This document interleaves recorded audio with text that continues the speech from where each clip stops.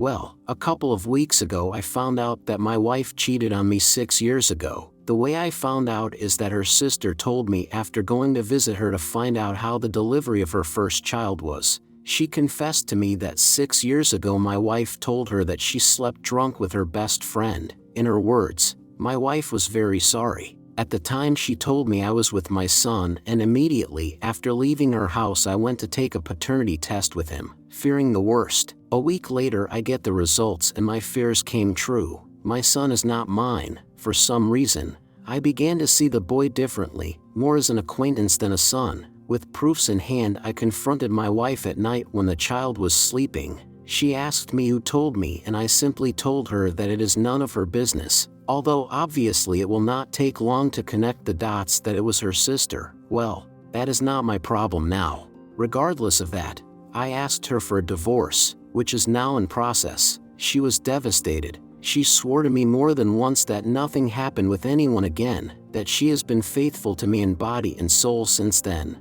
I held back the urge to insult her to avoid complications during the divorce issue, not believing a word she said, mostly blaming the alcohol instead of taking the blame herself. After talking about it, she threatened me saying that she would demand full custody of the child. I was so annoyed at that moment that I told her okay, I don't want anything to do with something that is not mine, that she keep the child and I'll keep the dogs. We have 2 dogs that we adopted as puppies and they are currently 8 years old each. After my words, she tried to convince me to take care of the child with her, that I am his father.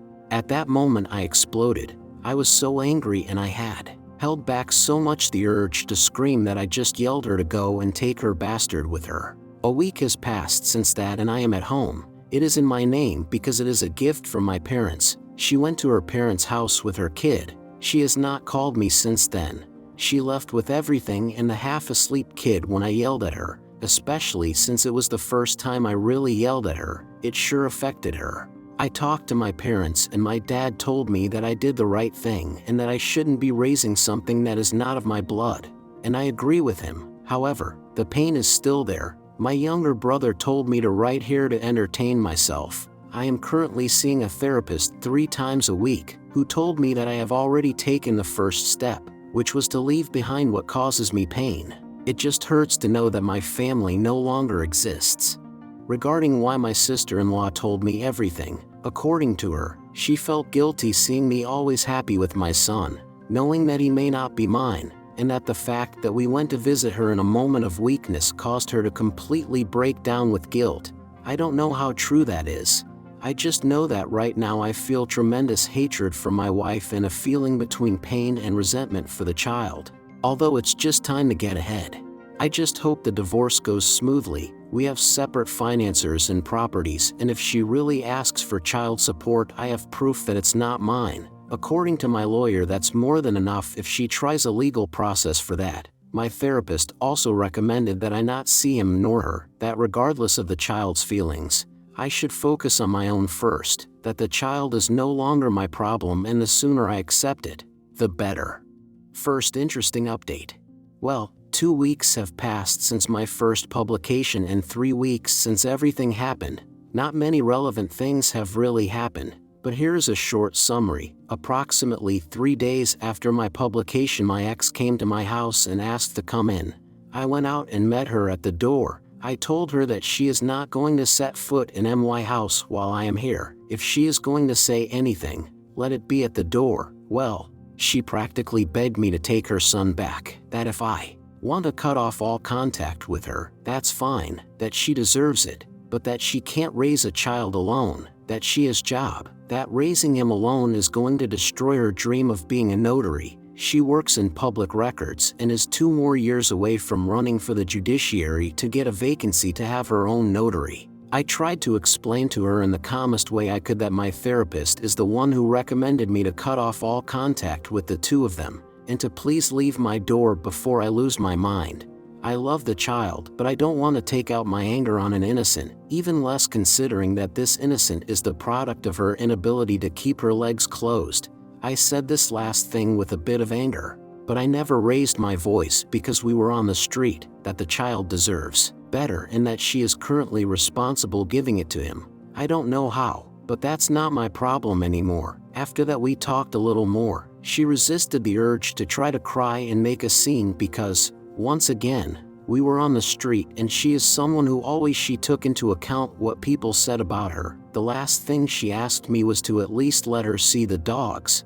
I told her no, that the best thing is for them to get used to her absence, see her again after so much. Time will only make them euphoric. After that she just nodded and left. 2 days after that she called me when she received the divorce papers. My mistake was answering the phone because immediately after about 30 minutes she was yelling, to which I later managed to say that the papers must have the number of my civil lawyer, so she can call her if she has any questions. After that I silenced her number. She has not come to my house since then nor tried to call again.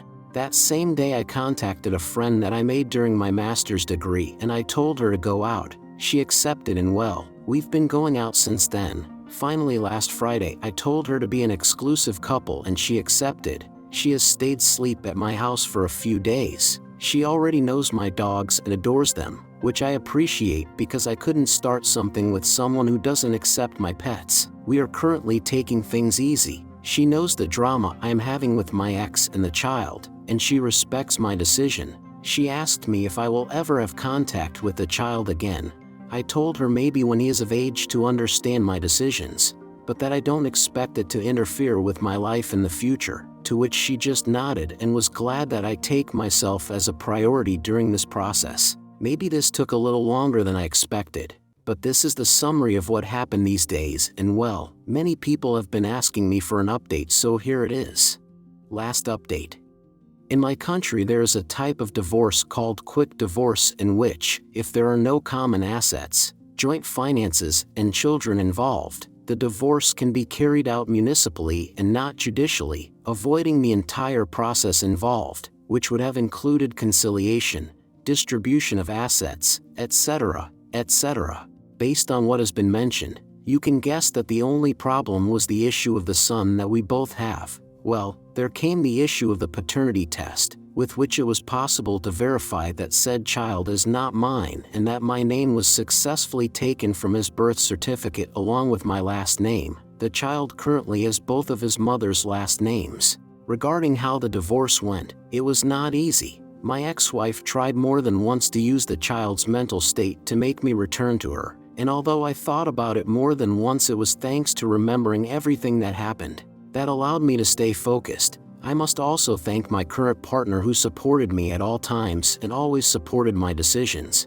I already know that none of this is my fault, but having her tell me this also somehow helped me. Finally, after many discussions and with our lawyers involved, I told her that I can pay her half of what a nanny's salary costs for her son while she fixes her life, but that the other half, but whatever comes after she will have to pay for it entirely for herself. To which thank God she agreed, but I told her not to expect me to take care of her son for her, to which she agreed.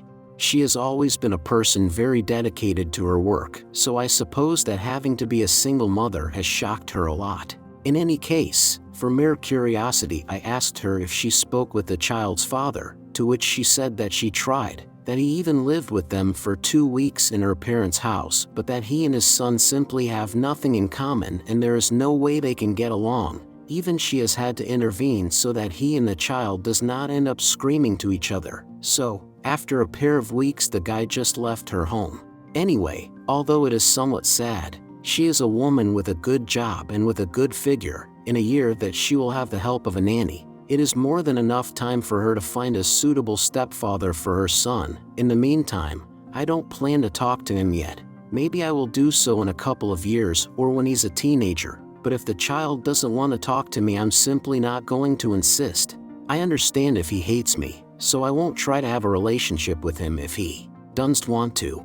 She has always been a fairly proud person because everything she has achieved has been on her own merit, so me looking down on her as making her less than me made her feel hurt and angry. I told her that I know what she's talking about. I just have the same look as always. I seriously think she has some paranoia problem, but hey, that's not my problem either. The important thing is that she ended up signing the papers and that I can finally have my life again, although for a year I will be paying half the minimum wage for a nanny. It is a fair price for peace, I suppose. I had bad feelings for her too, but during this month I ended up just accepting it and moving forward. Yes, I hate her too, but not enough to say it directly or to wish her a bad karma. I suppose she has enough with her problems. I thank my current partner for having to put up with all this shit. More than once I told her that she didn't have to accompany me to meetings or worry about it, that they are my problems.